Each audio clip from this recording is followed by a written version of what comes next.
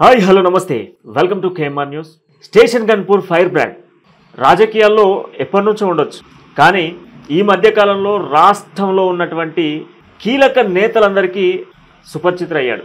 అంతేకాదు ఈ మధ్యకాలంలో లేటెస్ట్గా అనేక కేసులను కూడా మోస్తా ఉన్నాడు. ఒక సర్పంచ్గా, ఒక రైతుగా, ఒక డైరీ ఫామ్ ఓనర్గా, ఈరోజు ఒక చిన్నపాటి న్యూస్ ఛానల్కి సంబంధించిన ఒక వ్యవస్థను కూడా స్థాపించి ఈ మధ్య కాలంలో కొంత సైలెంట్గా కనబడతా ఉన్నాడు. అసలు ఎందుకు ఈ సైలెన్స్ గల కారణాలు ఏంటి? ఈ సైలెన్స్ వెనుక నిజంగా ఒక వైలెన్స్ దాగుందా? వీటన్నిటికి సంబంధించి తెలుసుకుందాం. మనతో పాటుగా శ్రీపత్పల్లి మాజీ సర్పంచ్, స్టేషన్ గన్పూర్ బీఆర్ఎస్ పార్టీకి సంబంధించినటువంటి సీనియర్ లీడర్ అండ్ కాన్స్టిట్యున్సీ కోఆర్డినేటర్గా ఉన్నటువంటి కాసిరెడ్డి మనోజ్ రెడ్డి గారితో ఉన్నాం. ఆయనతో మాట్లాడదాం. సార్ నమస్తే. నమస్తే. ఎట్లున్నారు? అంతా ఫైన్, బాగుందండి. మనోజ్ రెడ్డి అంటే ఒక ఫైర్ బ్రాండ్. అట్లాంటి ఫైర్ బ్రాండ్ గత కొంతకాలంగా నియోజకవర్గంలో కనిపిస్తలేడు. ఎందుకు? అంటే కొంతకాలంగా అంటే ఎంతకాలంగా?